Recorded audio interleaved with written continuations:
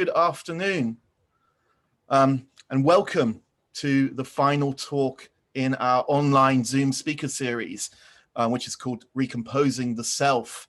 My name is Ben Rowlett. I'm from the English department at HKBU, and I'll be moderating today's session. So just before I introduce our guest speakers, let me quickly just give you a little bit of information about the speaker series for those of you who are joining us for the first time. So this speaker series is organized by the Faculty Niche Research Group from Hong Kong Baptist University's Arts Faculty called Creativity, Self and Society. And for this series of talks, we've invited eminent speakers from across Hong Kong to tell us in their own unique ways how they have learned how to refashion themselves because they recognize that somehow they're different and that they're not satisfied with the common ways of being. So striving with their own sense of creativity, they have each struck a new sense of well-being and self-value and use their examples to contribute to the public good. So our series uses a storytelling approach to stimulate young people to recognize the need and of course the art of flexibly thinking about ourselves and our relation to society with major social transformations. So now it gives me great pleasure to introduce our guest speakers. So Dr. Benjamin Koen and Professor LIAN-HEE, whose talks are drawn together under the title of Spinning Outwards Towards a Larger We. Oh, sorry, can you hear me okay? It seems like my Zoom is freezing. Okay, that's good, all right, then all fine. So anyway, today's talk is rather unique in that we have two speakers who are going to engage in a dialogue on the topic of recomposing the self. And also it's our first talk that we are having in English, which is good for me. So I can actually enjoy these talks for the first time. So let me start by quickly introducing Dr. Koen. So Dr. Koen's life has always been connected to the power of music in human creativity, imagination, transformation, healing, and well-being. And Ben grew up in a highly diverse community where he had opportunities to share his music for healing and well-being with people from numerous backgrounds and cultures. And Dr. Koen's research and applied practice in music, meditation, healing, and well-being illumines the elusive process of how music heals. He is widely published, including two benchmark books with Oxford University Press, one of which is the Oxford Handbook of Medical Ethnomusicology, and the other is Beyond the Roof of the World, Music, Prayer, and Healing in the Pamir Mountains. Okay, and on to Professor Wee, who, like many others, describes his identity along different parameters. Culturally, he is a hybrid of Southeast Asia, various Southern elements of Chinese, some flavors of American, and echoes of a British colonial past. Linguistically, he has a few first languages, including Chiu-Chow and Hainanese, and the latter he'd lost, and the former he speaks only with his parents, siblings, and cousins. And necessarily, as he says, only about mundane, homely stuff. So LIAN-HEE is native in Singapore English across different social registers, Mandarin, and near native in Cantonese and Hong Kong English. And his friends, as he says, have kindly given him such wonderful appellations as Gukin player / maker, flautist, poet, painter, animal lover, activist, and scientist. However, as he says, friends are those who acknowledge one's delusions. Surely not. But professionally, he is a theoretical phonologist and a professor in the Department of English at Hong Kong Baptist University, and is also a wonderful colleague of mine. So now that you know a little bit more about our speakers, I'm going to invite them to speak for about 15 minutes each. And after that, they will enter into a dialogue where they comment on each other's talks. And finally, we'll have some time for questions from the audience. So you're welcome to type your questions into the chat box, or also indicate in the chat box that you have a question you'd like to ask, and I'll invite you to unmute yourself. Okay, then, so I guess that's enough from me. And shall we start then with Dr. Koen? Would you like to go first? And we're very excited to hear what you've got to say. So, Dr. Koen, please go ahead. Sure, thanks so much, Ben. So we're two Bens here in the house, along with LIAN-HEE and all our colleagues, and really, really wonderful to be here with all of you. This is one of my favorite things to do, which is have a conversation with and get to know students that are in high school, junior high, finding their way in the world, because so much of my experience, even today, is deeply rooted in that time of life for me. And as Ben was saying, so much of it was connected to music. And I just want to share some thoughts and stories and encourage you with all my heart to ask questions as much, whatever pops into your mind or heart, go ahead, jot them down and just pop them into the chat box. And I would also love to see any of your faces. If your internet connection is strong enough and you have a camera, that would be awesome. So please feel free. So, you know, it's interesting, I guess, for me. My father was from Spain. He passed away some years ago. He was born in 1930. My mom was born and raised in the US. And, you know, they brought together a kind of cultural diversity, religious diversity, their experience, even their generation a little bit was different. And they were both music lovers, but they weren't really musicians. My father was a physician, my mom a nurse, and but they were very encouraging to me about you know, the things that I loved and wanted to do, as well with my brother. I have one older brother. He ended up being a neurosurgeon. And I always had an interest in people's well-being and health. I think partly because I was exposed to that early on in life, you know, and I would go to the hospital with my father or go to the nursing home where my mother worked. And one of the experiences I had early on was making music for people in these kinds of settings, you know, where people were experiencing pain and suffering, illness, and healing processes as well, you know, struggling and trying to find their way through that time. In one way, trying to find themselves, their healthy self, you know? So as I would experience that as a young boy, you know, with a tender heart and a sensitivity to people's pain and experience, I found out early on that sharing music with people in that space was something that brought them some kind of benefit, you know, brought them some kind of relief. And for me, I also experienced not only a sense of meaning, something beautiful, but I started to understand parts of myself, right? So there was some early connection between music and sharing it with people and having some positive effect on health and well-being, right? The other part, of course, was making music for fun, for my own happiness, and for expressing myself, you know? Sharing parts of myself, but also learning who I am and how I felt and how I saw the world. As I share with you now, you know, as I keep going, kind of streaming a couple ideas and experiences together, I just want to remind you, please, whatever pops into your mind, just be a little bit aware of that so you can jot down a question or thought or comment, right? That's really going to be awesome to share together and talk together. Partly because I think my father was from another country, my mom from another country, and I always had this sense of the world being part of my home. You know what I mean?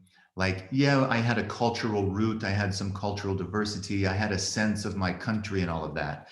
But I also had a great curiosity and interest in people from all over the world. So I really had this desire to want to travel and meet people from all over the world, because I had this sense that, hey, we're part of this human species. We're part of this human community, even this human family. I thought, well, how wonderful to be able to make music, travel the world, and get to know, different people, different cultures. So this became a kind of focus of mine.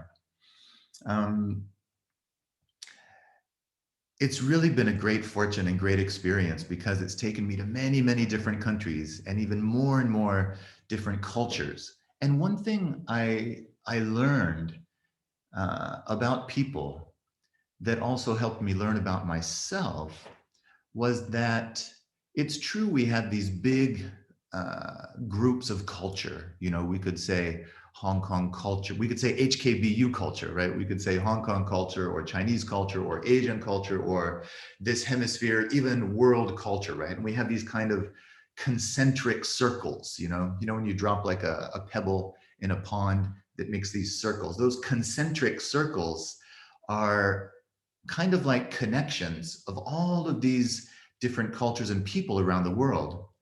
And even though we have these big groups of culture, Japanese culture, American culture, whatever, we also have this individual human being, one person kind of culture, Like I said, I have one brother and we're very similar in some ways, but in other ways, we're very different, And so as I traveled around the world, getting to know different big cultural groups and also individuals that have their own unique expression and feeling,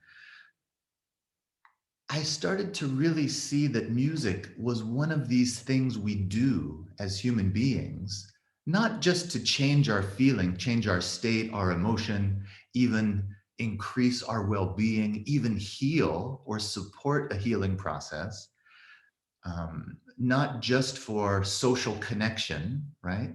Not just to make some difference in our body or mind, our spirit, our emotions, but it also has this effect and this way of helping us to reflect on ourselves, and we do it very intuitively. You know what I mean? Like you can just turn on some music or pick up your instrument if you happen to play music, put on your ear pods or something, and you immediately shift into this different kind of state of awareness, right? And so the whole idea of being aware and being self-aware is something that has really become a focus of my interest and has been a really important part of all the work that I do. Particularly how music helps to facilitate the experience of self-awareness, right? And so while we often do it intuitively, right, we put on some music to change our state or to feel a different way or to even say achieve some outcome, reach some goal, there's this dynamic or this aspect of engaging music that kind of forces us or helps us to reflect, right? Does that make sense? I actually want to ask you a couple questions as I go. And if you don't mind, so far, any questions you want to pump into the chat, or if you can say yes in the chat box, if what I've just said about music being a way to help us tap into a kind of self-awareness, right? Can you just type yes in the chat box if that makes sense to you? Anybody? Yeah, 3, 4, cool. Or no, if it doesn't, type no. I'll keep going, that's also cool, right? All right, so what I want to do is kind of build from that idea. When we use music, right, and it starts to help us reflect or tap into our state of self-awareness, what do we learn? What do we do from that place? And that to me becomes something very exciting, very interesting. Let's say, for example, like many human beings, I've been stuck in a room for, many months over the pandemic, and I want to break free of that, or I want to experience something else, or maybe I'm sad or even stressed or experience some depression, right? And I naturally just turn to music. I'm not thinking about reflection or self-awareness. I just kind of do it, right? But then I realize, oh, I start to feel that emotional state, that physical, biochemical, biological state, right? My mental state, however you kind of think of it, I start to become aware maybe of how I'm feeling. That is a deeper relationship with myself, right? A kind of self-awareness. And then it helps me to think, well, music helped to create that. Maybe it can help me move through it like a vehicle, right? So one way I like to think about music is like a vehicle of meaning, right? I mean, you can think of your vehicle as a windsurfing board or a car or an airplane or train or a skateboard, whatever you like. But in a way, music is a kind of vehicle that helps us move from one state to another, right? And so we can also use it very intentionally to change our state, right? To support our well-being, even to experience things that we might not be able to experience without it, right? So if, for example, I want to play some music for myself, right? I have a few drums here. I didn't bring my Chinese xiao, 中国的xiao, 竹子的, but I did have my soprano sax here. So I was thinking, you know, for example, if I were just to play a note, right?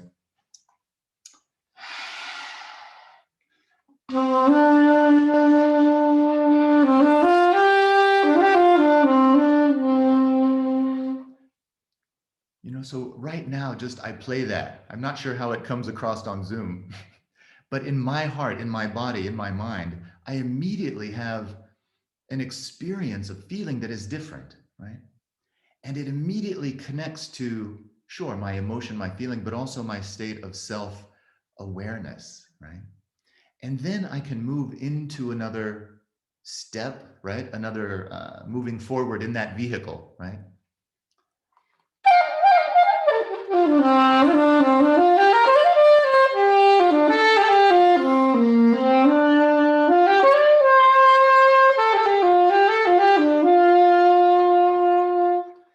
So what my feeling might be, how I might want to kind of move, I can start to do that, yeah? And we can do it with listening as well.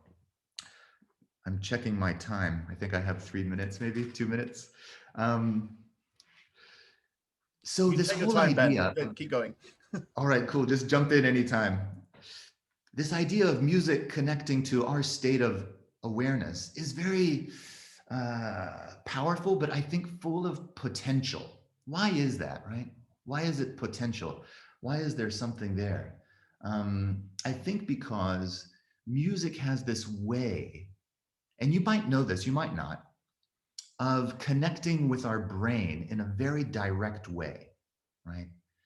And so it's kind of interesting that sound, we experience it through one of the nerves of the brain, the 8th cranial nerve, the auditory nerve, right? And the way we experience the sound is directly related to how what's called neurotransmitters, these chemicals in our brain, are released. And that relates to the biochemistry in our blood, our body. And that kind of underpins or supports what we call emotions, right? It's related to it. We experience those emotions in our body, right? And we call those feelings. So our feelings then support our thoughts. They're related to our thoughts. They partly come from them, but also influence them. And those lead to actions. And if we keep doing those actions and they have a specific focus, we might call them behaviors. And if we repeat them a lot, we call them habits. And if we do something over and over and over, it actually creates a little pathway called a neural pathway in our brain. And that then also relates to our experience and our awareness. So there's this kind of relationship in us, not only in our bodies, in our brain bodies and all of that, but also in our experience that relates to music and sound. So we can ask ourselves, what kind of experience would I like to create? What kind of experience do I want to have? And how can music embody or reflect or carry the meaning of that experience? You feel what I'm saying? Now, those are kind of some maybe maybe a little bit complicated words, but it's something that I think you would all say you do it naturally. In other words, we put on music to get into a certain state, right? So I want to just kind of end up with a little tip that I've learned through my experience in travels and things. And it goes back to this sense of feeling in our body. Okay, sometimes we could call it emotional intelligence, and there's a lot of ways of talking about it. But I want you to ask yourself one question. When you have a feeling, where do you experience it? Let's say you have an experience of anger, or an experience of joy, or an experience of butterflies, right? Or an experience, you have a feeling. Where do you experience that first? It's actually not a thought that happens. It's something we feel in our body, in our muscle, in the flesh of our body. You know what I mean? We often think that, oh, I'm having a feeling, I'm having emotion, therefore it means this, that, the other. And that's true to some extent, but I want to give you a little secret. This feeling that you have in your body, it's like your best friend tapping you on the shoulder. And let's say it's my best friend. Let's say I'm angry about something, okay? I get stressed or angry about something. I immediately feel that probably in my belly or my chest. The moment I feel that in my body, if I can become aware of it, it's like my body just tapping me on the shoulder saying, hey, Ben, you're a little bit upset or you're stressed. In that moment, if I can become aware of that, now I'm participating with my biochemistry, my brain patterns. I'm participating with my emotions, right? They're not just dragging me down the street. I'm actually in conversation. Oh, I can feel that. I can breathe into it. This is a kind of experience that music does for me all the time. But for those of you that don't play music or always turn to music, it's the same kind of dynamic. You can become aware of your state by listening to your body. And then from that conversation, for example, I say, oh, thank you, body. I'm now realizing what I'm experiencing. Where do I want to go with that? What does that mean to me? That's a kind of deeper level of self-awareness, right? And I can start to think and feel, well, why am I upset? Do I need to be upset? Or why am I stressed? Maybe I could feel another way. Or maybe I really need to talk to someone about that stress or that feeling, whatever it might be. In other words, many options become available. Instead of just one option, I'm upset or stressed, I'm going to go that vehicle, that way. All of a sudden, because I've listened to what my body told me, which is connected to my biochemistry, feelings, emotions, brain patterns, right? Now I can be the co-pilot, right? In participation and move forward in the direction I want, right? So this one person, your self-awareness links to someone else's self-awareness, another person's awareness, and we start to recompose ourselves. We start to move in the direction that really we want, right? So for me, this is something that naturally happens when I play music. It's something that I like to share with people in music, but also in conversation. I think music has a very powerful way to tap into this little cycle, but also it's something that we can do all the time. And there's other things that I think kind of the way we speak, also the melodies that probably LIAN-HEE might talk about, is a kind of music. It's a kind of melody, a kind of color and feeling, right? So we have something with us all the time that we can tap into this kind of self-awareness, reflective state, and understand not only ourselves, but this larger we that we're exploring today. So I hope that makes sense and feels good and inspired some questions. So I think I'll turn it over back to Ben and LIAN-HEE. Thanks so much, Ben, for a wonderful talk. And thanks also for some lovely saxophone playing. Thanks. Great. And I see in the chat box, Bill has shared a piece from Earth by Tagore, which you could all have a look at, which I think probably resonates a little with what he got from Ben's talk. However, without further ado, let's hear from our other speaker. So Professor Wee, would you like to tell us what's on your mind? Yeah, sure. Thank you. Very inspiring talk, Ben. Both Bens, really. I was very excited to hear about how the body reacts to feelings first. And the first thing that came to my mind was my childhood experience of being bored in class, because my mind didn't know that I was bored until I realized that my body was yawning. So I thought that was a pretty true example in my own feeling of how it is your body that feels first, and then your mind gets it later. And I also enjoyed very much hearing about how music shifts one from a state of mind to another state of mind. And mine is probably where I'll start talking about.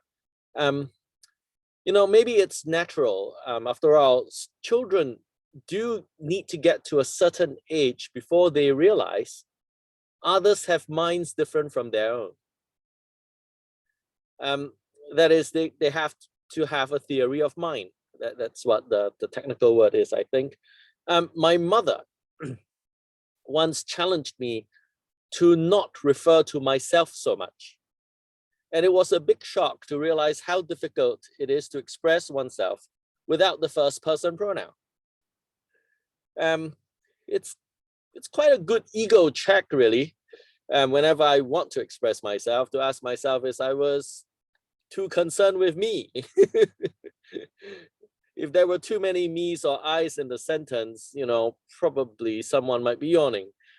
And so talking about recomposing the self is very scary for me. And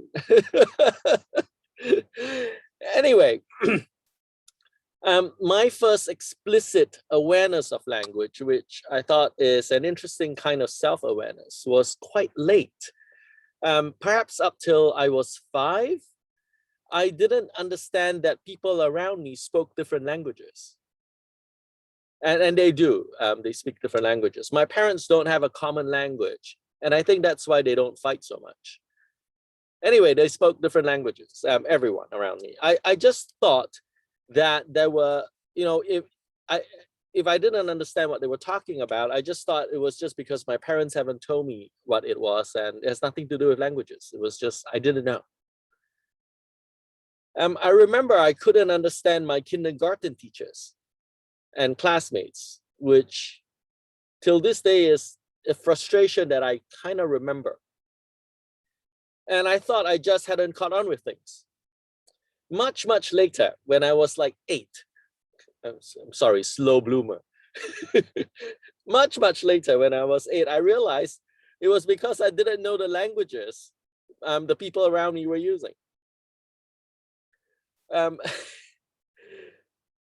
I think I was reading the faces of my kindergarten teachers and the reactions of the other kids. That was how I sort of managed to move around without understanding what was being spoken to me.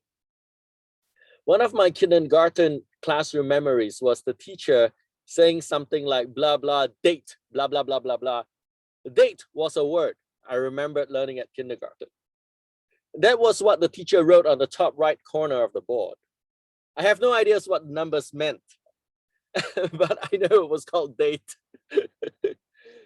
I understood money. I could buy things. And I knew that I have to get the right number of coins to buy the things I wanted, you know, whether it was a school canteen or anything. My mom, who didn't speak English, called these coins shillings. I had 20 cents in my pocket when I first went to primary school. I remember I said something to a classmate. His name was Bernard. He obviously understood what I was saying, but he insisted in replying in a language I didn't understand. I asked him why, you know, he couldn't speak properly. He said he had to speak in English or Chinese, or else there'll be a fine. I think this is happening in Hong Kong now. In some schools, if you spoke in Cantonese, you might expect a fine. Anyway, I was flabbergasted. That's why I remember Bernard. Who has the right to control speech? I was like 7 and I was flabbergasted. It's then I realized that I didn't speak English or standard Chinese, and whatever I thought was normal about my speech shattered, and I hated it. I decided to be pragmatic. I learned the accepted languages as well as I could, and to sound as snobbish as possible. Snobbish here means to sound foreign. At that time in Singapore, where I grew up, everyone around you would think you are smarter or better than them if you sounded more foreign than they in English, and if you sounded more China than they in Chinese. All that is local is worthless, a concept to which the government, the Singapore government, appear to still subscribe, although they somehow don't include themselves. I mean, typical politician logic. Politicians aside, the people, my people, people in Singapore, appear to have a healthier sense of existence. Anyway, I tried to be who I was not, and that was toxic. After a while, I started to believe I am what I am not. Nonetheless, that silliness has become symbiotic to my identity. I now use it for humor. Popularity is bipolar when one is a snob. Some look up to you and like you. Some think you are beneath contempt. I chose to accept only the comfortable side of the truth. I was only 14, right? I tried to be snobbish, and I think I was pretty good at it. Then I heard some classmates speaking Cantonese. This is in Singapore. Some classmates speaking Cantonese, which I didn't understand. So I was in the out group. I was not, the cool people anymore. My world shattered again. How can speaking a non-government authorized language be so cool? I had labored in vain. That was my first distaste for government propaganda. Although it would take another 12 years for me to become anarchistic, to adopt more libertarian views. Anyway, the damage was done. I couldn't go back. I had lost Hainanese, the languages of my grandparents, my paternal grandparents. The best I could do was to cling on to Teochew or Chiu Zhao, which is his name in Cantonese. This language allowed me access to another language called Hopkins. While I grappled with English and standard Chinese and hope to learn something more of other languages, when there is a chance to do that. Cantonese loomed in the background in Singapore even, because there were lots of video rentals from Hong Kong. Hong Kong used to export lots of great culture. And these were not dubbed over. If it is broadcast by the Singapore Broadcasting Corporation, it would be dubbed over into standard Chinese. Anything on Singapore Public Airways would be English, Chinese, Malay, or Tamil, and they would be dubbed over if they were something else. Anyway, our pathetic radio at that time, it's worse now, I think, allowed a grand total of 30 minutes of a select 6 other Chinese languages, disparagingly called dialects, so that each of these had 5 minutes of news in brief for the illiterate elderly. I listened to these at night whenever I could. I don't remember understanding much, even for the broadcast in the Teochew that I speak. There were 3 reasons. One, the reporters, the news anchors were reading off a standard Chinese script, and the grammars did not align with the different dialects. Second, the lexical items, the words, had different pronunciations in different dialects, depending on whether or not the word was read formally or casually. Those in Hong Kong who speak Cantonese will know the distinction between fan lei, which is something you speak, and fan loi, which is something you write. Third, the Teochew I spoke was one that had become indigenized to the region. It had imbibed words from other languages. If all this sounds confusing and frustrating, it is probably only true on hindsight. When growing up, there were more urgent things, like trying not to get into trouble with parents or teachers and trying not to be disliked by the people you like. So language just simmered by the side, playing helpful or mischievous roles, largely unnoticed to the dizzy youth, as he kept spinning his life outwards. Language, it seemed, segregated more than congregated. People were grouped by their tongues. But something was amiss.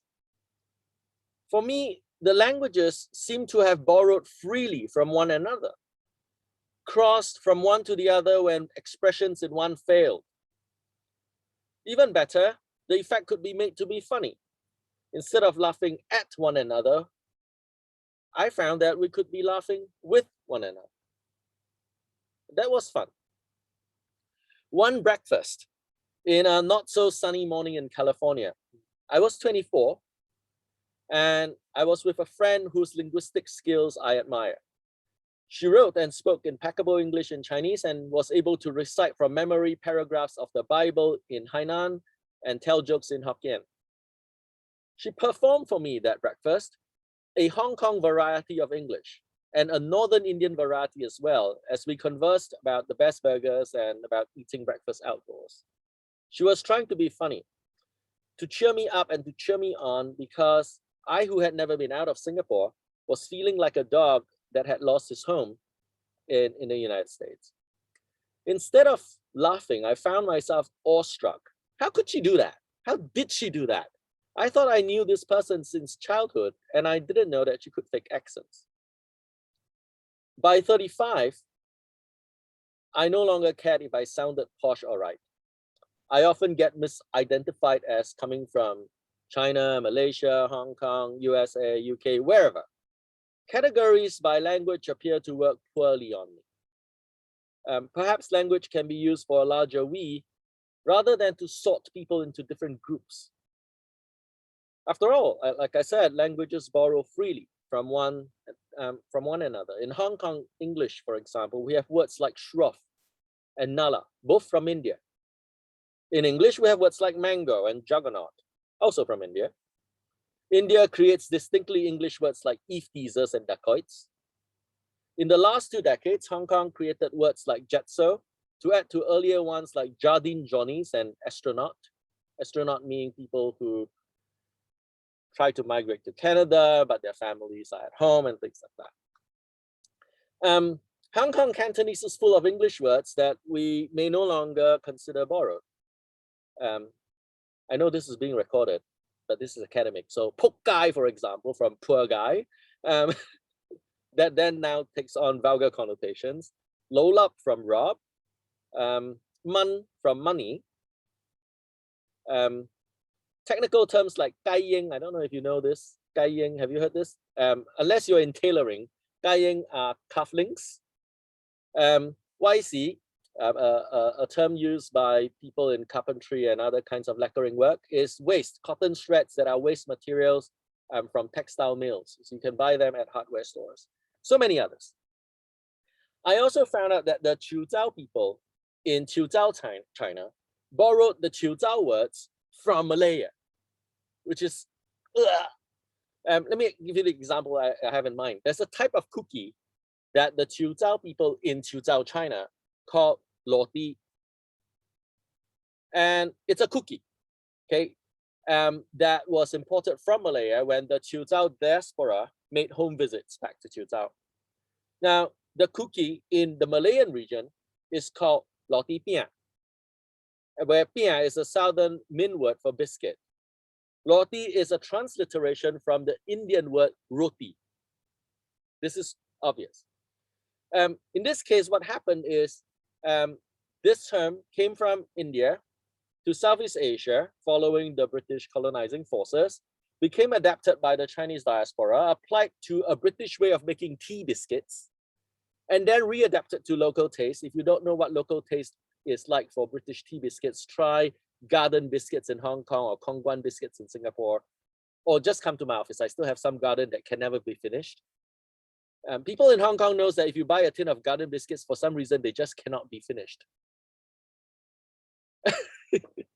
Anyway, before the term goes north back to China, where the Indian source of the word roti is forgotten.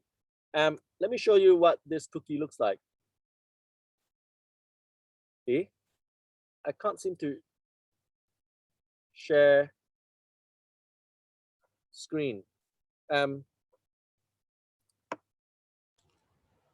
Sorry, LIAN-HEE, I'm not sure what the problem might be, as you are a host or co-host. I am co-host, but for some reason I can't. It's okay. Okay, sorry. That's fine. Why don't I give you the link, and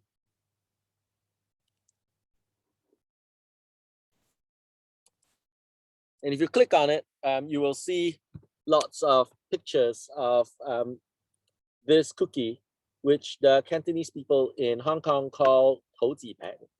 Tou Ji Bang. Right. So it is wonderful to feel familiarity with so many things from the way languages. Thanks, Ben.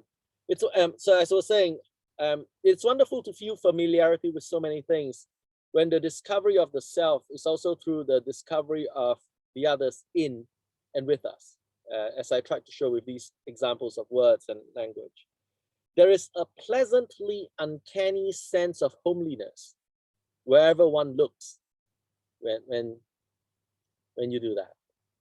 Right, so that's what I thought I would share. And then, okay, I'll shut up. Ben. Thanks so much, LIAN-HEE. And thank you so much for reminding me of what we call in the UK ice gems, which were the staple of every kid's party you would ever go to. I haven't had one for years, but now I'm quite tempted to try and find myself a pack. But wonderful. And thank you for such an interesting talk about language and your experience of various languages. So at this point, I'd like to invite both LIAN-HEE and Ben to perhaps make some comments on what each other has said, what particularly resonated with you between so for example, Ben, how what about your experiences with language, and therefore how you relate these maybe to the language of music, or vice versa with LIAN-HEE. And I know, LIAN-HEE, you are very much a musician yourself, and how maybe your what Ben has said has perhaps given you some food for thought about how you see music in your life. So rather than me jumping in with questions, perhaps I could just quickly ask you to take this leap into the dialogue. Yeah, sounds great. I can jump in since we just heard that beautiful talk by LIAN-HEE. We really appreciate it. And please jump in. And I think, for me at least, it's in Ben's hands, Professor Rowlett's hands, and LIAN-HEE, but I love to have people jump in with your questions as they're inspired.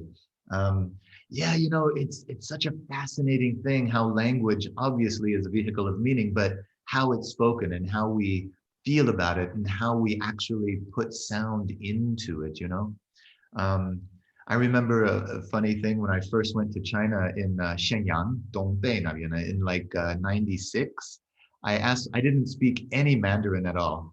And I never studied. I only just learned from going out, and buying vegetables and, getting in the taxi. And I asked my friend in the US from China, I said, so how do I say, I'm sorry, I don't speak Chinese. Do you speak English? And she said, okay, forget about the first part. Don't say you're sorry. Just say, do you speak English? She said, you can say like, 你会说英文吗? And I said, what I heard was, I heard this little melody, right? 你会说英文吗? In 普通话. And I said, can you say, for example, 你会说英文吗? She said, no, you can't. It has to be something like 你会说英文吗, right? There's actually this movie, Close Encounters of the Third Kind. Ding, ding, ding, ding, ding, ding. This melody kind of connects to that, right? I said, that's a very interesting thing. And the other thing I start to realize is, How we learn, I think I mean, there's a lot of language experts here, so maybe this seems silly, but to my ear, and the way I've learned a lot of languages, Chinese, Persian, some Thai, and Spanish. Studied a little bit Spanish growing up, plus because my dad's from there. But, you know, this tonal thing, like, I know Cantonese is even more complex, but even in Mandarin, you know, there's 4 tones, and ni is supposed to be the 3rd tone, but you almost never hear the word ni, you know, ni, you always hear like ni or something quick, right? And so when people learn it, their brain is thinking, it's supposed to be this ni, but they never hear it. So the brain is like, what's going on, you know? It never quite works, right? Or rarely, I suppose. But, you know, my experience of being not a native speaker and looking as I do and speaking in the funny Mandarin way that I do sometimes, whether it's in Hong Kong or in mainland or somewhere, it's always interesting to see, you know, how people respond, right? It's usually kind of endearing, I think, that usually people kind of appreciate it and like it. When I speak Persian, I met in this recent trip in the airport, there were a couple of people from Iran speaking Persian. I noticed, I started to talk with them, and immediately there was a heart opened, you know, they went to like, oh, it's so lovely. Oh my God, let me talk to you and something. But I think another interesting thing that relates to what LIAN-HEE was saying is how we speak a language, you know, how we speak it is so profoundly important. You know, for example, if I say for you something in Persian that probably most of you don't speak, if anyone speaks Persian, go ahead and type it in the box, just say me. But, you know, when you hear the language, I say something for you. If I say, ای صبا گر بگذری بر ساحل رود ارس بوسه زن در خاک آن وادی و مشکین کن نفس. مثلا اینو میخوام بگم، این که میگیم اون شعر فارسیه که معنی داره توشه، ولی این قسمت اول که گفتم ای صبا ممکنه یه چیزی میفهمی ازش. So, you know, the first part was a poem, and maybe you kind of felt that. The second part, I just kind of said, hey, that was a poem, I said. But it's one of those things, I wonder what LIAN-HEE is experience also as a musician. You know, the rhythm that you speak, the color, the sound, you know, the way you speak it, right? It just kind of expresses people's state of their current state of being, right? I find that a really interesting thing because that's where a lot of the power of the language comes. What you just did with Persian reminds me, if I may, of a scene, a very short scene in The Hobbit. I think that would be the one called The Five Armies. And in it, there was a scene when a dwarf, Kili, confesses his love to the she-elf, Torel, and he said it in Dwarvish, which none of us understand, and it's probably made up. And of course, Torel doesn't understand, but I think everyone who watches the movie knows exactly what he said. Right. Right. That was great acting. Maybe I can get a role in a movie sometime. That would be cool.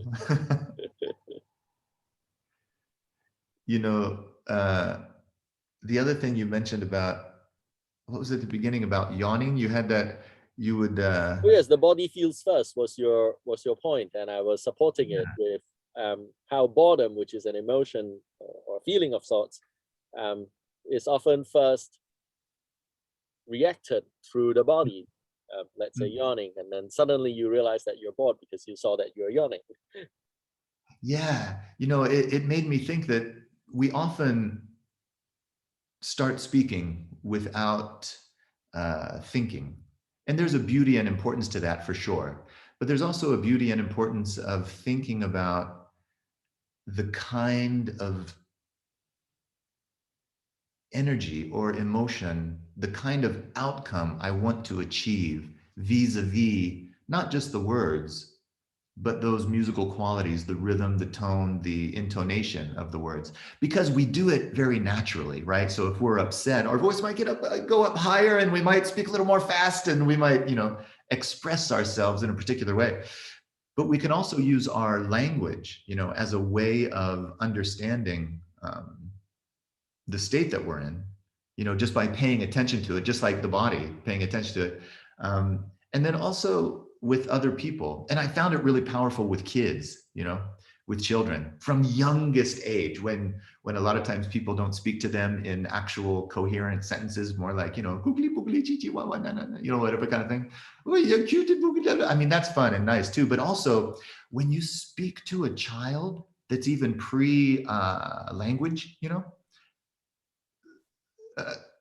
and you speak to them with that kind of attention, oh, it's fascinating, really beautiful to see. For those of you that might babysit, those of you that are on here, you know, if you babysit, you try this out. Speak to a child just like your friends, but with an attention of conveying the energy you want through the language. It's just fascinating. All of a sudden, they're like, wow, this person is communicating something different, just like the Hobbit thing, right? Even if they don't know the words, it's kind of like, wow.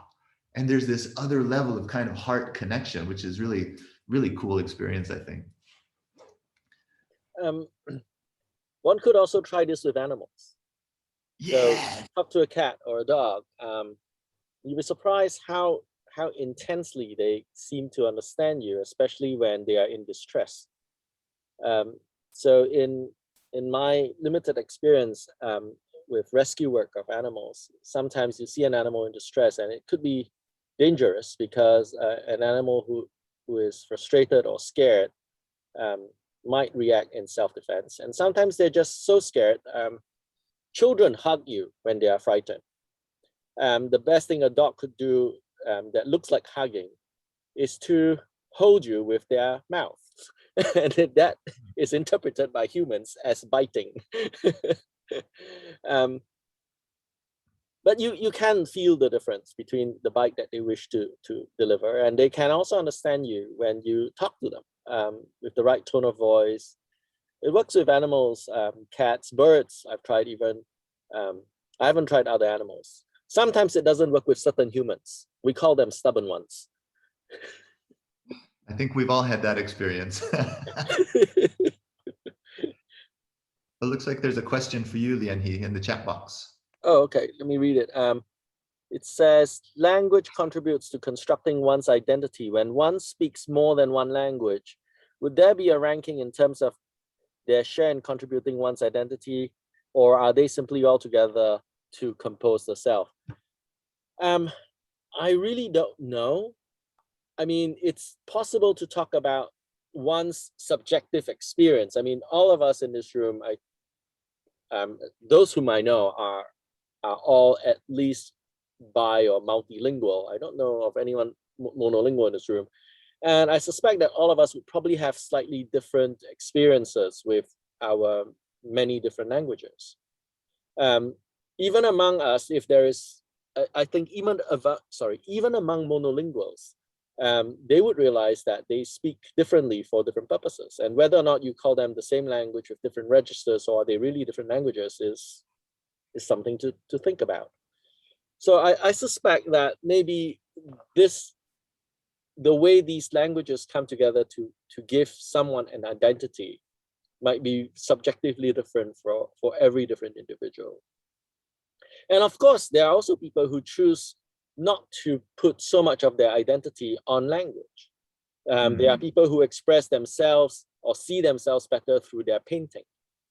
So I have a friend who's like that. He doesn't like to talk, but he paints wonderfully, and you can understand him better by looking at his painting than getting him to drink and talk. And then of course there are the music people. You understand what they are talking about better when you hear them play and sing. So I don't know. My answer to your question, I'm sorry, is I don't know. I think it makes sense though. You know, I think we also, many of us want to express something sometimes. So if we're speaking in English right now, something might pop into my mind or heart that I want to say it in Spanish or Persian, because it gives a kind of feeling that I'm trying to go for that feels better in that language, you know? And that's an interesting kind of experience too. Yeah. I'm reminded of an experiment that Tammy and I did together, and Tammy could tell us more about it too. We were thinking at one point of how writing poetry in the kinds of languages that are found in Hong Kong or to anyone else. In fact, we had this issue at CHA called auditory cortex, which you alluded to when you talked about that 8th cranial nerve, where we tried to get, we invited poets to write in English, but in a way that would still be them. It sounded like them, and they were to also submit a recording of them reading it so that it would sound like them.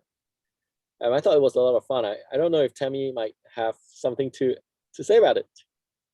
I can say a few words about the auditory cortex. It's very exciting. We did it 2 times, and we spent time listening to the audio files, and it's amazing to read these poems in English visually.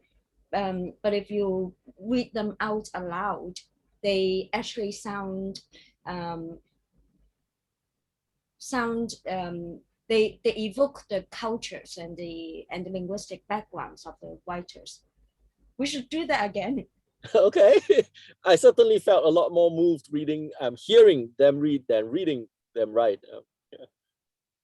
That's a beautiful project, I think. You know, especially, I guess several languages fit into this, but English, I think, is a unique case because it really is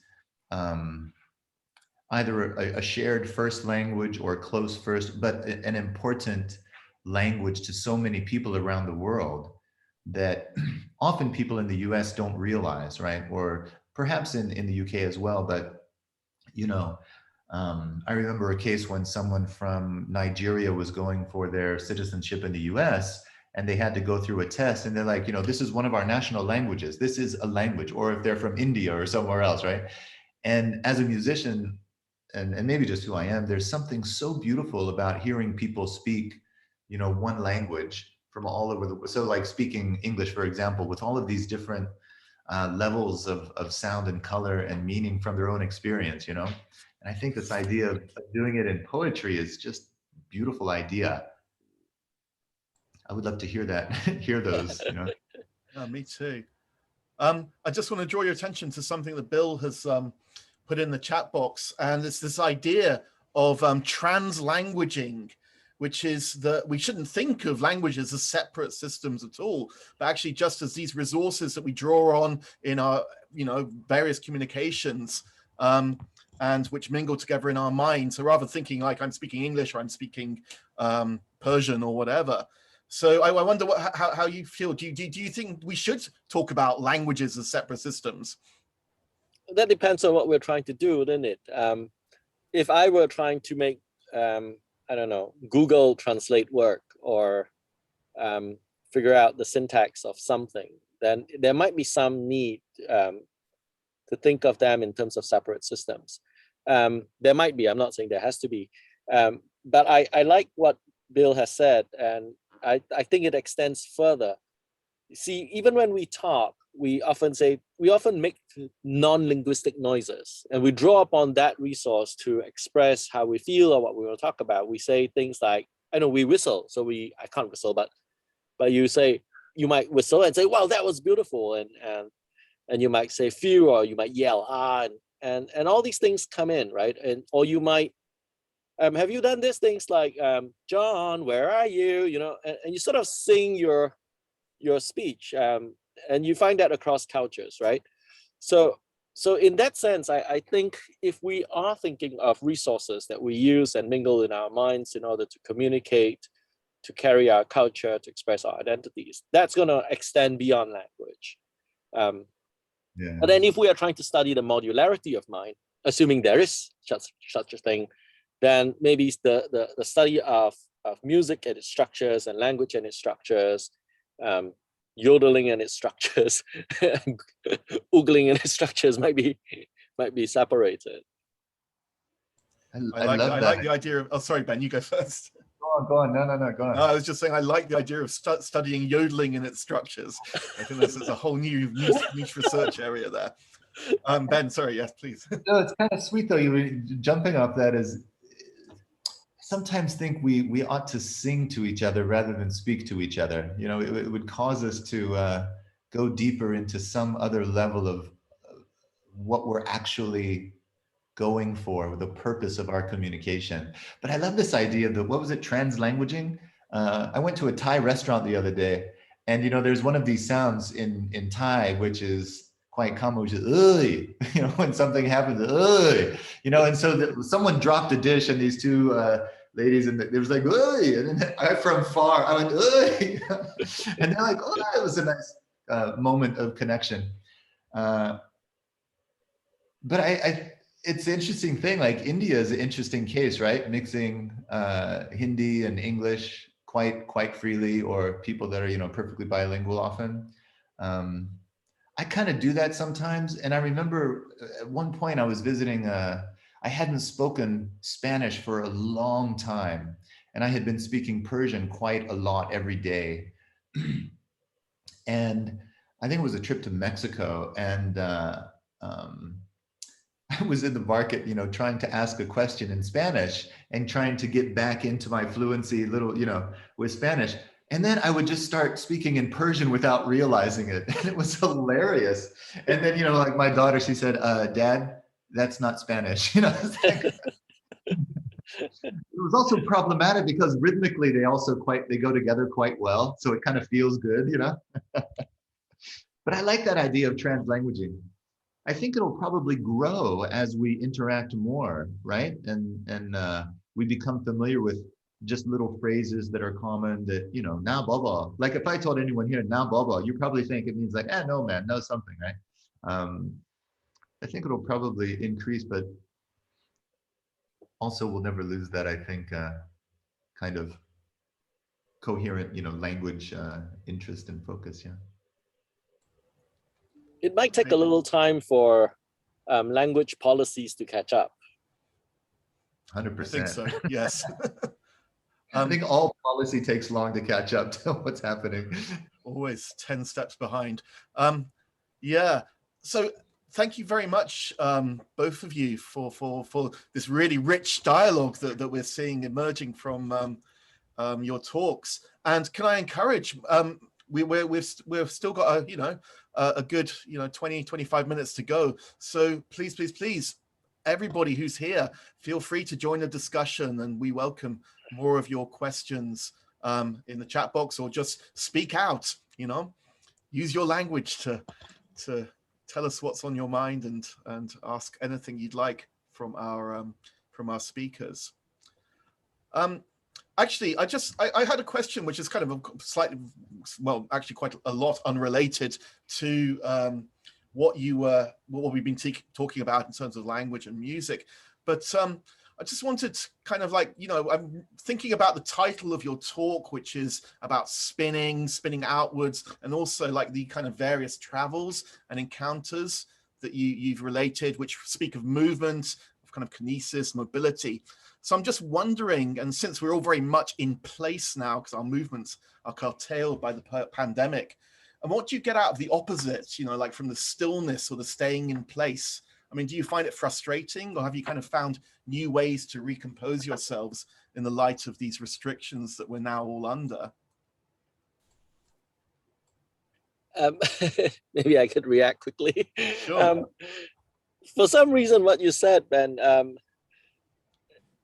reminded me of that giant steel ball in the Taipei 101 building.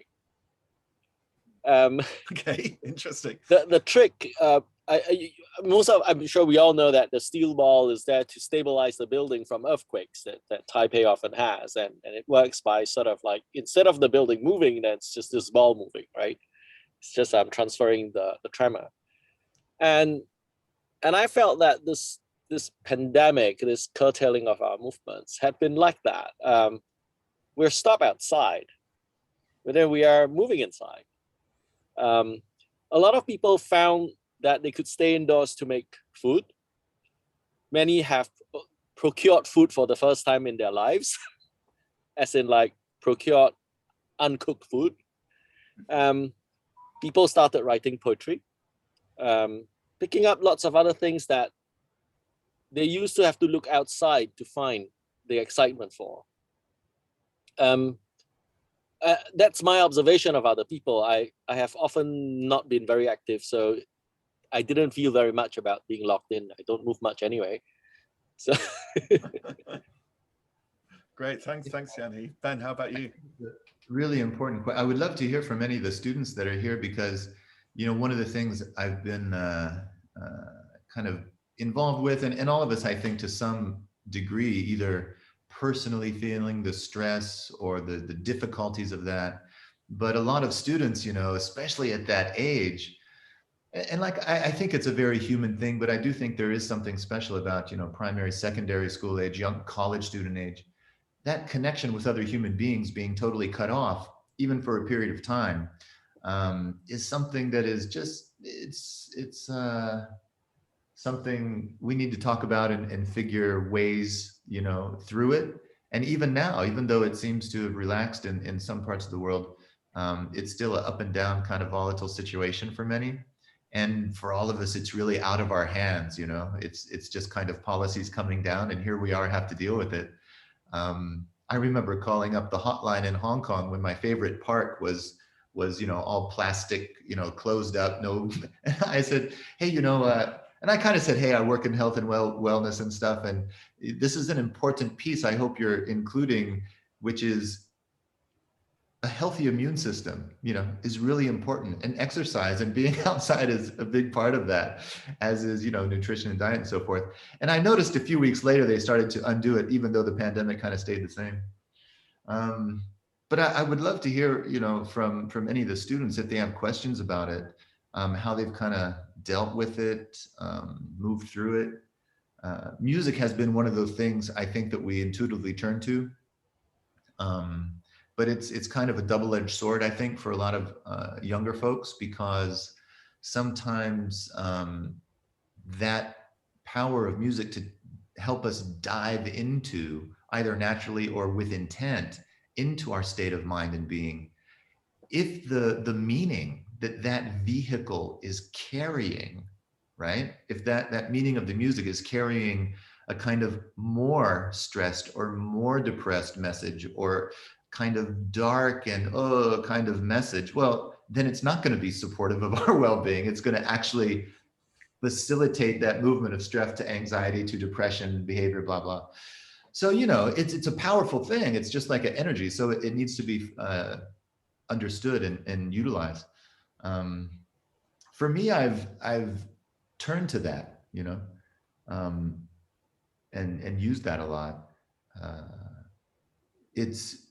It's one thing I didn't mention. I did mention it in terms of self-awareness, but music, the experience of music, is also a kind of meditation. It's a kind of, mind shift state that takes us into that, what we could call a state of meditation.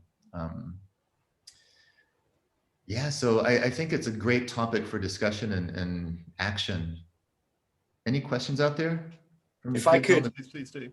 I could chime in, if that's okay, Benjamin. Go on. Yeah, I love it. Oh, hi, Jason. Yeah, please go ahead. Great. Thank you. Yeah, I was just, I wanted to latch on to your point about, the connection and the agency we kind of claim when we are 18, 19, 20. And those are like our students and the people I feel the baddest about them being in these situations, because they're not getting that openness and connection that they would thrive upon.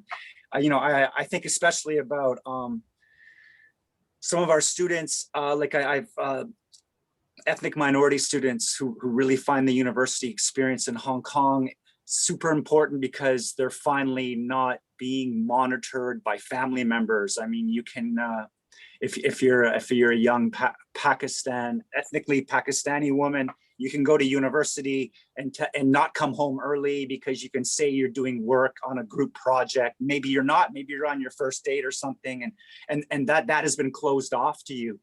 And I've had a couple of male students talk to me about that. They're like, I was finally going to be free for these 2.5 years, like a senior year placement student. And now I still have my auntie telling me what to do because I can't leave my home, so I'm not getting that space. And I'm thinking like the same sort of thing is happening to me. Like I find myself I tend to come to my office every day, and people who walk by my office probably notice that I'm always blaring music. And I tend to put on all the music I was purchasing when I was 19, 20 in like 1994, right? So I've got the whole, Seattle scene sub pop stuff on all the time in my office. And at once it's like revelatory and great, because it's like the stuff I was listening to when I first went to undergrad, first bought my own car, and had my long hair for the first time, not my midlife crisis long hair, but my long hair as a teenager. And but at the same time, the sadness of the nostalgia, and I don't mean like contemporary nostalgia, I mean like 80s sense of nostalgia, where nostalgia is necessarily negative and stuff and doing harm to the present. Like I'm experiencing that 80s sense of nostalgia, like it's negative, even though I know all these songs and I love it, but I also just wish I had that movement and freedom and youth and energy again, right? But also there's like a recomposing of my chronological self, because I remember all the beats and I didn't really care about lyrics so much then. Maybe it's because I've devoted my life to reading novels since I was 19 or something, and I care more about the words and the feelings. But I love how when you talked about how it's in the feelings, like, and I realize that much of my life in the pandemic, the feelings have been like frustration and anger, when your body just gets red hot and you can't fall asleep because you got an email from your boss or something and you're angry or whatever. And like, but now when I listen to, like, if I'm listening to Sonic Youth or something, an album from 92, I just realized that there's like the meaning of the lyrics that were never there for me before. And it adds another sort of level of sadness and nostalgia that I sort of missed that. And I liked it for this reason and not this reason. But then if I want to live in the present, then I listen to hip hop. I jump on my motorcycle and all of a sudden I'm driving way faster. I'm screaming in my helmet and I'm in the present, right? Yeah, and I'm just screaming and I'm, an inch away from death at all times. So yeah, I really like this idea that, ourselves composed through the music and the feelings that music gives us. And now I'm seeing like a reconstitution of that chronologically composed self by re-experiencing that older music in the present and then juxtaposing it with contemporary music that allows me to be in the present and not kind of sadly, but also gladly like return to like my 90s long hair self. I don't know if that makes a lot of sense, but you really kind of evoked, especially near the end of what you were discussing, it really brought me back to all of this. And just another link, like when I lived in China in the late 90s and I went back to Canada and I grew up speaking French.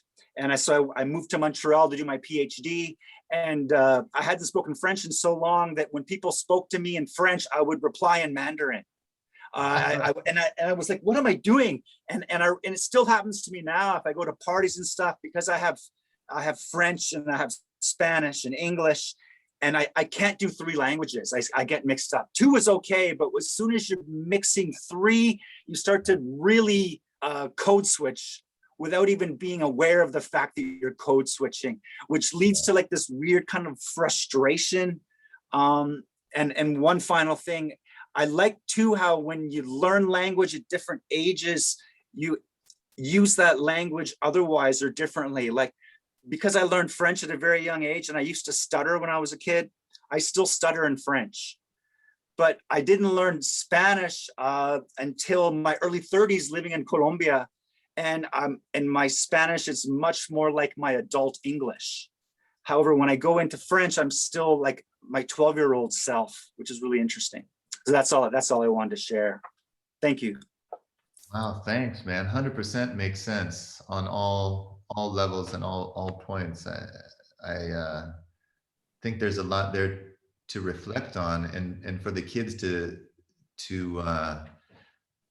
take to heart and practice. I like to think of it like experimentation in a way, like all of that awareness you're getting about kind of that period in the 90s, the musical meaning, what it was then, how it is now, what music might do that for you now, and kind of thinking about, well, even if I was intuitively doing that as a function of my life, you know, back in the day, there was some deep purpose to that, or something I was needing to do or move toward. And something popped into my mind as you were saying it, which I think we need in this pandemic time, and kind of that closing in, which is building upon this theme of music moving within us biologically, neurophysiologically, and giving us that emotional kind of point or focus or experience, but also taking it to another level, which is moving our bodies. We could call it working out, exercising, but doing something where that energy also helps us to then experience, I would say, a pain, just kind of a muscular pain breakdown and a process that we're not getting often, right? That can be really helpful and powerful for releasing kind of negative relationship to stress, getting, you know, different biochemicals to flow within us. Because often, sometimes the power of music is so great, and kind of tapping into all those things that you were mentioning, those experiences, it can also have a kind of threshold, right? But one of the things we use music for as human beings is to, yeah, pump ourselves up, you know, biochemically, you know, viscerally, in every way. So that part of life, because even if someone doesn't work out or exercise, you know, a lot of life across Asia, but here for sure, is often a lot of walking, a lot of physical engagement, just natural physical engagement that we might not get otherwise. You know, so I think that bringing that part into the conversation can also be helpful. And a lot of times, you know, back if someone is 18, 19, 20, early 20s or something, you know, that might have been part of life, either just through some sports or athletics or exercise, working out, as where, you know, for people that age in the pandemic, that part of life might be totally, you know, eliminated. Or for those of us in another generation, same thing could hold true, right? So that's something that popped into my mind that we haven't really talked about, but taking that body to the next level as part of that support for well-being. And yeah, but I mean, that sort of, sorry to add sadness to me too, because I run every morning and I can't listen to music to run because I will get injured. I have to listen to podcasts that are spoken, because if I listen to that kind of music, I get too excited, and, you know, mid 40s, I end up like hurting my knee or hurting my ankle because I shave 10 seconds off the kilometer. And if you do that too many times, there's like you don't know the injury's happening, but like an hour after the run, you're like, I did it. I went a bit too fast. 100%. I 100%. Absolutely. Absolutely. There is this other kind of thing, though. It'd be interesting to hear what you think about this, or LIAN-HEE, Ben, as well. You know, there's that kind of music of the mind, you know, or a silent cognitive music, you know, the experience of that we might understand musically without having, you know, earbuds in or anything. You know, I often have that experience, like if I'm walking and chewing gum, and kind of the rhythm of the chewing conducted through my bones, and then the walking, and I get this kind of, you know, polyrhythmic, beautiful groove going on. Or, you know, listening to someone write, you know, or even if there's no other sound, just it seems to be quote unquote silent. But in my experience, you know, there is something happening that I would call a musical experience, you know. So, but I appreciate the cautionary note, very important as well, right?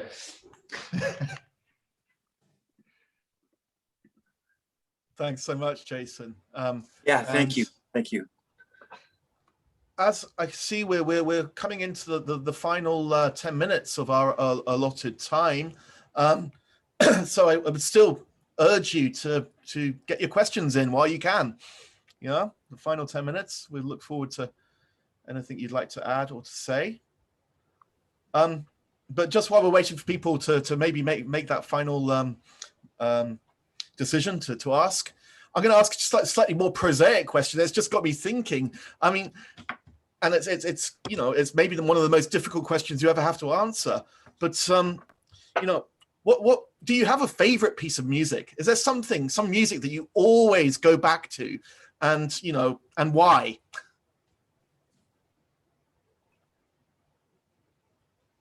LIAN-HEE?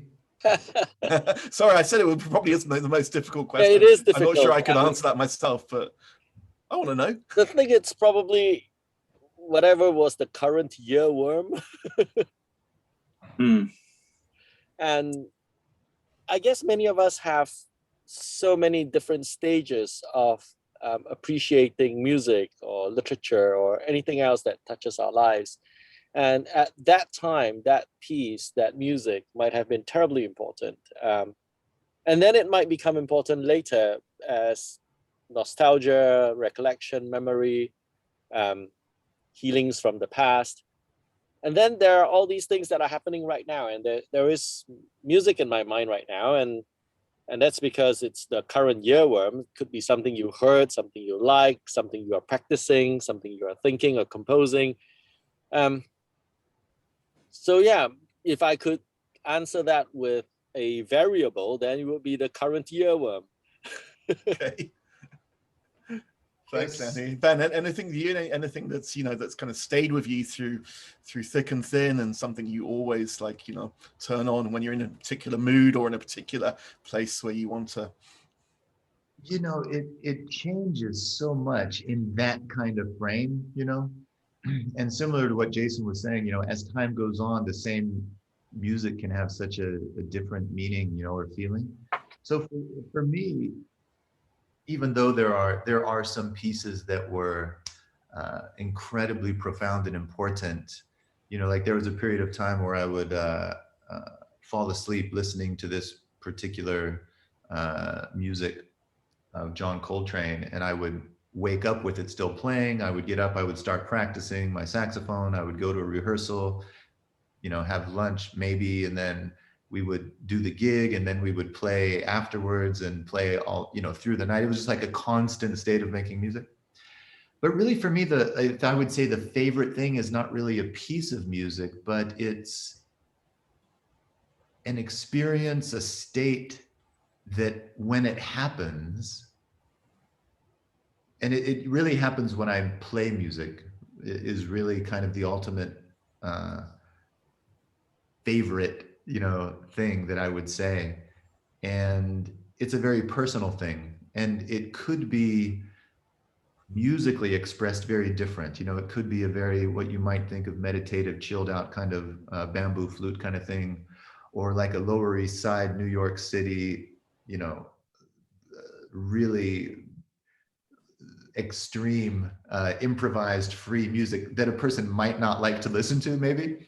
But that experience for me is one that is the experience that I'm going for, or that I am longing, or that is at the heart. That would be my favorite music, right? So the kind of sonic expression would be different, and it's more that state and experience that I'm going for.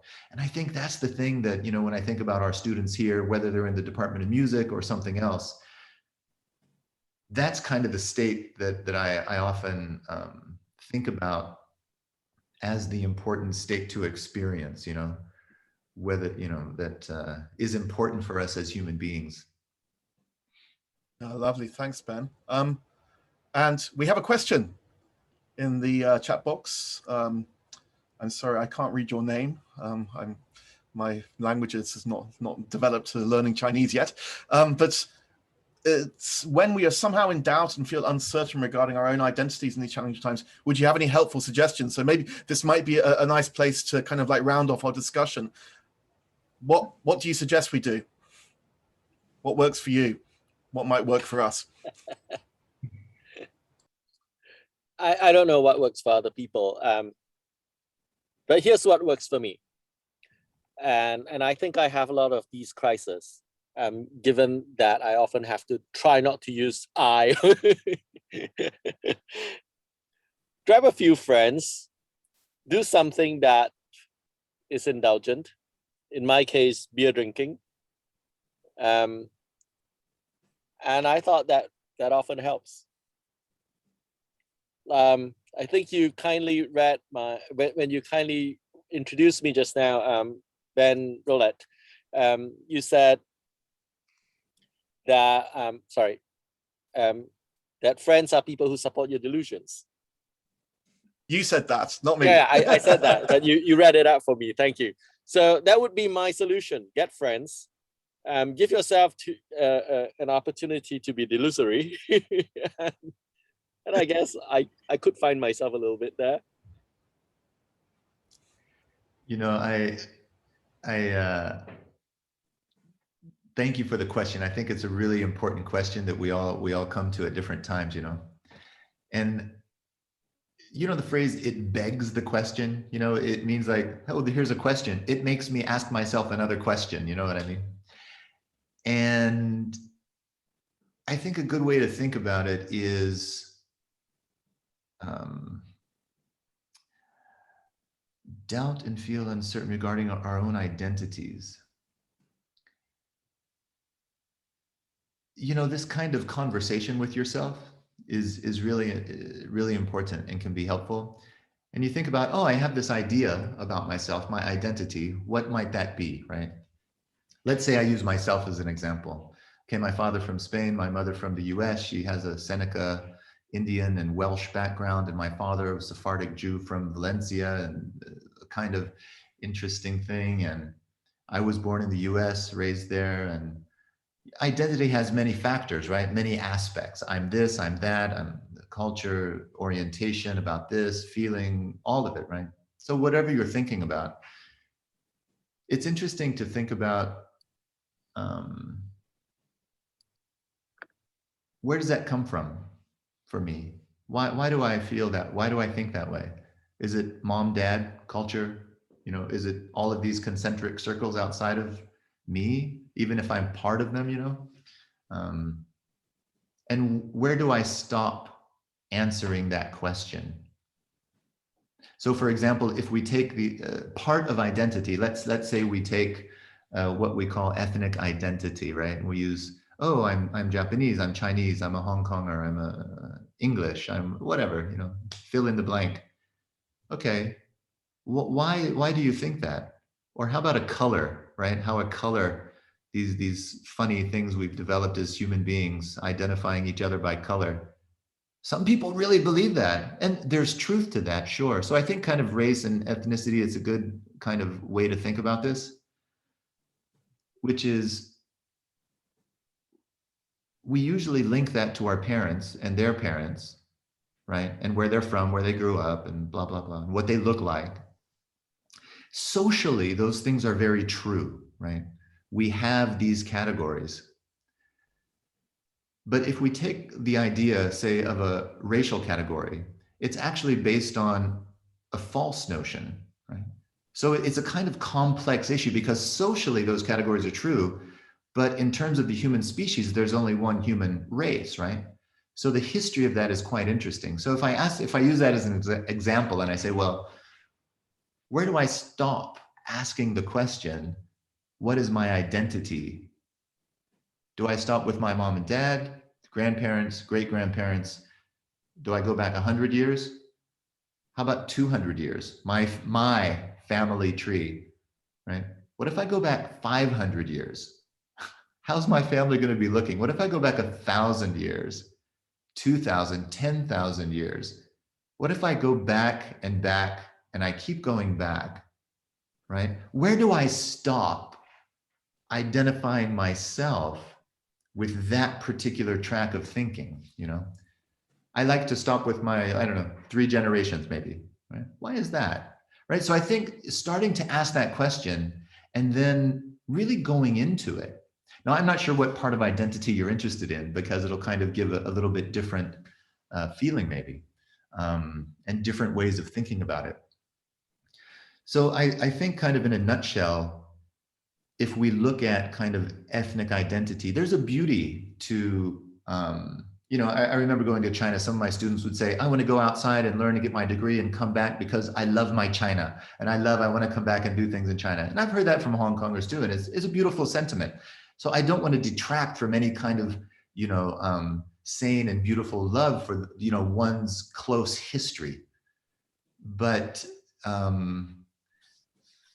there's something very liberating from, you know, doubt and uncertainty with identity when we start to think in a broader sphere, right? And one of the only ways to start thinking in a broader way is to ask ourselves questions about why we think and feel the way we do about ourselves, where that comes from, right?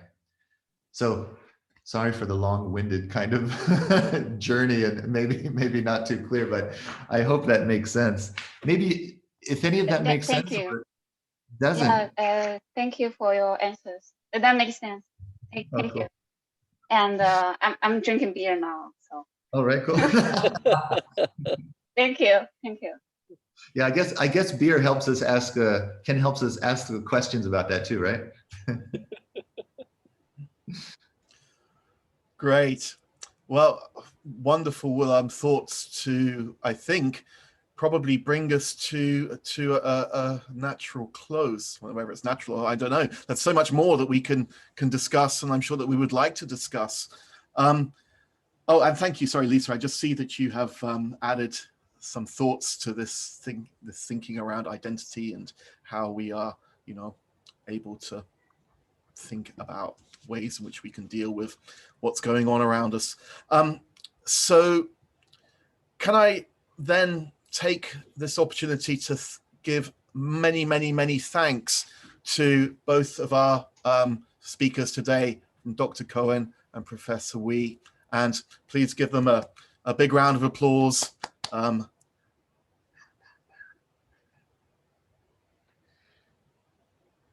Thank you so much. Thank you all. Really great to be here. Thanks, Jamie, Ben, everybody. It's been fun. I hope you have Thank fun you. too. Thank you so much. Yeah, it's been a wonderful, wonderful hour and a half. Okay, so again, thank you very much to our speakers, and thank you everybody for coming. I hope you've enjoyed it as much as I have, and I'm sure you have. And we'll look forward to seeing you again, hopefully in some future speaker series from our niche research area. So thanks to you all, and have a wonderful summer. See you all again in the autumn. Thanks again. Thanks, Thank you all. everybody.